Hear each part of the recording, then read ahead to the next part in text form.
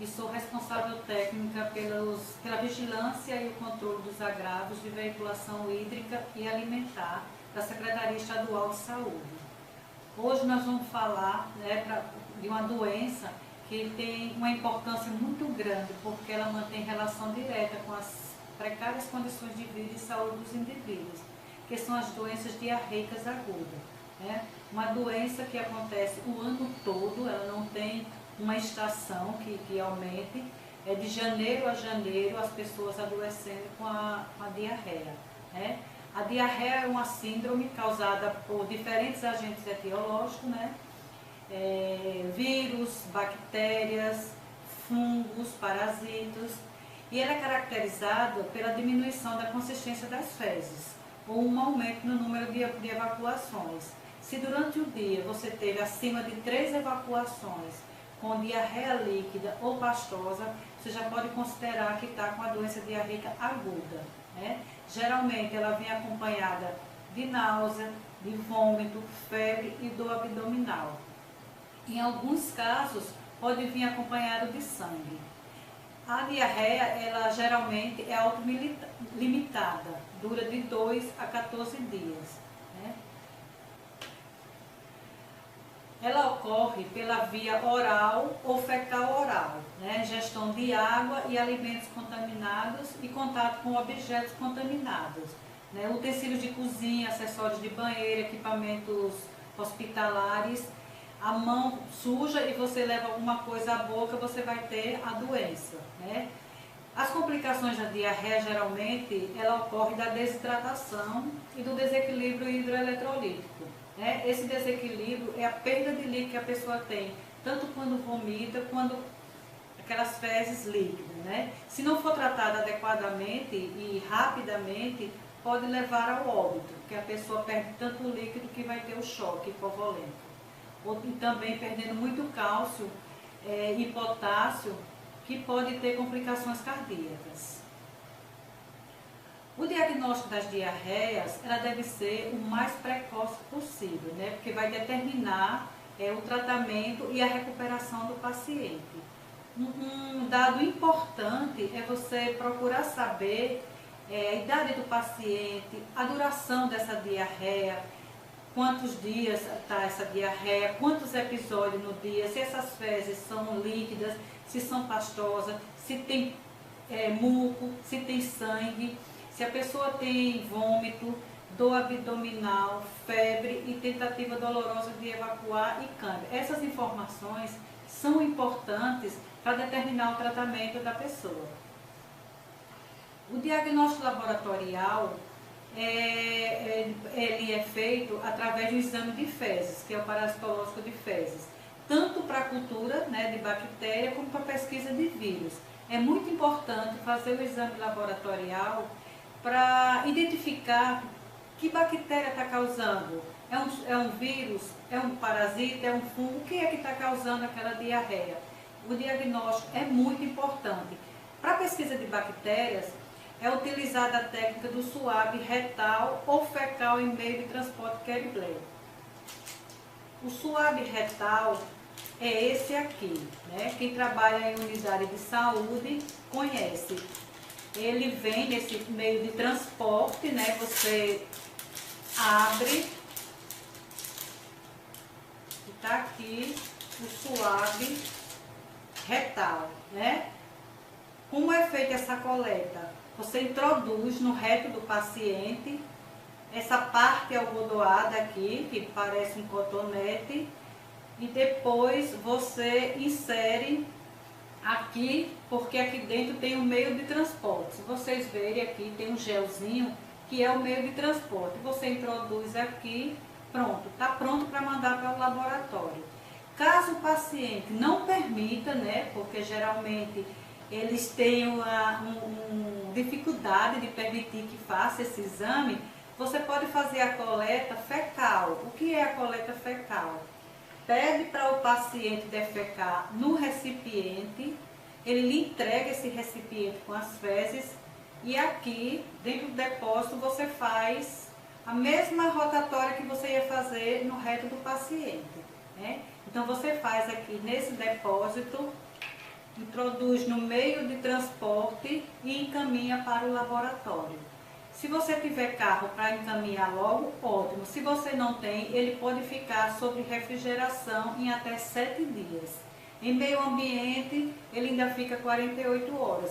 Mas o ideal, se você não tiver carro para enviar para o laboratório, é que ele fique sob refrigeração até 7 dias.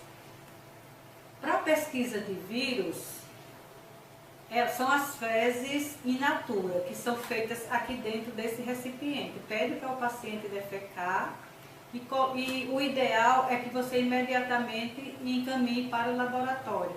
Caso não tenha o transporte, caso não seja possível, ele pode ficar em geladeira até 5 dias. Se você identifica que está havendo um aumento grande na sua localidade, onde você trabalha, pode estar havendo um surto por diarreia. E esse surto ele tem que ser investigado, né? Identificado qual é o agente etiológico que está causando esse aumento de diarreia. Então é ideal que você colete tanto o suave fecal como o do fezes in natura para identificar qual é o agente etiológico que está causando esse aumento de diarreia na localidade. Bom, e o tratamento das diarreias, né? O tratamento, ele se fundamenta na rápida reidratação do paciente. Na diarreia, o mais importante é a reidratação, porque o que causa é essa perda de líquido, né? Que a pessoa vai ficando fraca, vai tendo um distúrbio e vai entrando em choque hipovolêmico. Então, para que você tenha um tratamento adequado, é importante que você faça a avaliação dos casos, né? E escolher o plano de tratamento adequado. São 3 planos que o Ministério da Saúde preconiza para o tratamento das diarreias. É um plano padrão, né? O plano A, ele se destina aos pacientes que não têm sinal de desidratação. Você olhou o paciente, ele está apenas com a diarreia, mas não apresenta olhos fundos, pele ressecada, língua branca, que são alguns sinais de desidratação. Se esse paciente não tem isso, você vai só orientar que ele se hidrate na residência, tomando chá, tomando suco, água de coco. Esse é o tratamento ideal para aqueles pacientes que só apresentam a diarreia, mas não têm a desidratação. O plano B, ele se destina ao paciente que tem a diarreia e apresenta algum sinal de desidratação, né? Que são aqueles olhos fundos e aquela pele ressecada. Esse paciente, ele precisa ficar sob observação na unidade de saúde, se reidratando, no caso, tomando o soro de reidratação oral. É importante que a cada vez que o paciente vomite ou evacue, ele se hidrata, ele tome o copo de soro de reidratação oral, né? E o outro plano, que é o plano C, já é um plano onde o paciente apresenta maior gravidade, né? Ele já está com uma desidratação grave e já entrando em choque. Nesse caso, a reidratação imediata é através de via endovenosa. Quando tem um aumento dos casos de diarreia numa localidade, numa rua, numa escola, numa creche, a gente identifica, a gente investiga e identifica como um surto de diarreia. O surto de diarreia é caracterizado a partir de 2 casos que apresentam o mesmo sintoma, que tem uma fonte comum, né? As 2 pessoas, o número da mesma alimentação, teve diarreia, já é um surto, né? A notificação do surto, ela é imediata, ela é de notificação obrigatória e imediata, e todos esses surtos devem ser investigados. É muito importante a investigação desses surtos para a gente identificar quem está adoecendo, como está adoecendo e por que estão adoecendo, né? Identificar também o agente que está causando essa diarreia, para que as medidas sejam imediatas para controlar esse surto. As medidas de prevenção e controle, a melhoria da qualidade da água. A água, a gente sabe que na época de chuva tende a se contaminar, né, com as águas da chuva, porque os mananciais eles ficam contaminados. Então a gente pode receber uma água de má qualidade. Então qual é a orientação? A água que você vai usar para beber e para cozinhar, que seja uma água filtrada, coada ou fervida, né? Em domicílio você pode fazer a desinfecção da água. Também utilizar o hipoclorito de sódio. que é esse frasco aqui que o Ministério da Saúde distribui com os estados e os estados distribuem com os municípios. Todos os municípios têm o hipoclorito de sódio, então você solicita nas unidades de saúde o hipoclorito, é um hipoclorito a 2,5%, ele deve ser utilizado na dosagem de 2 gotas para 1 litro de água. Se você tiver um pote de 20 litros, você vai fazendo os cálculos, né? Mas é importante que você utilize o hipoclorito de sódio, porque ele mata muitas bactérias, muitos vírus, muitos parasitas que estão presentes na água.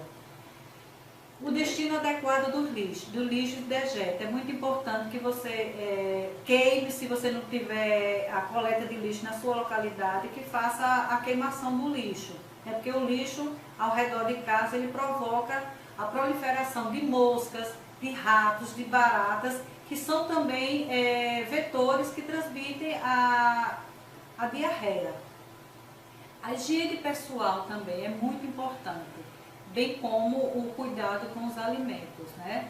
Os alimentos devem estar sempre cobertos, né? Não permitir a presença de moscas, de ratos, que podem causar não só a diarreia, como outras doenças. Então é importante que você, ao utilizar o banheiro, lave bem as mãos. Quando for manipular alimentos, lave bem as mãos. Ter cuidado com mamadeira, com chupeta do bebê, porque o que a gente muito vê por aí são as chupetas e as mamadeiras cheias de mosca e vai diretamente para a boca da criança. Então a criança sempre está tendo episódio de diarreia. É muito importante essa higiene pessoal. A educação, né, em saúde, as medidas de higiene, de manipulação de água e alimento. É importante que você faça a educação em saúde nas salas de visita. Naquelas salas onde o pessoal está esperando consulta médica. É importante que oriente as pessoas sobre as medidas de higiene e os cuidados com os alimentos e com a água. Bem como locais também como as escolas, creches, hospitais, penitenciárias, elas devem ser sempre alertadas sobre esses cuidados. E incentivar o aleitamento materno. No caso na diarreia, que não pode, é suspender a alimentação. A alimentação é importante manter. Você começa a hidratação, mas você não suspende a alimentação, porque você cuida da hidratação e fica desnutrida a pessoa se você suspende o aleitamento e os alimentos, né? Então, os agentes de saúde, eles têm um papel muito importante no controle das diarreias. Os agentes têm que estar sempre alerta na comunidade, identificando os casos de diarreia e encaminhando esses casos para as unidades de saúde. Hoje a diarreia está um pouco banalizada, porque quase todo mundo tem diarreia, mas trata em casa. Lembrando sempre que a diarreia, se ela não for tratada adequadamente, ela mata. E mata por desidratação. Então é muito importante a reidratação no momento que você tem os primeiros episódios de diarreia. Então, os agentes de saúde, eles identificam situação de risco, né, na comunidade que ele trabalha, os casos de diarreia, e ele leva para a coordenação dele para identificar quais são as medidas imediatas que ele pode adotar, né? Ele também pode orientar a população sobre a questão do hipoclorito, como eu já falei para vocês. É um papel importantíssimo dos agentes comunitários de saúde, ele fazer essa orientação, demonstração e distribuição do hipoclorito de sódio. Também desenvolver ações educativas, levando informações e orientações às famílias sobre a higiene pessoal e a manipulação dos alimentos, né? Orientar também a população as complicações que um caso de diarreia pode ter, né? Os sinais, sintomas de desidratação, os riscos e as formas de transmissão. Bom, era isso que eu tinha a passar para vocês.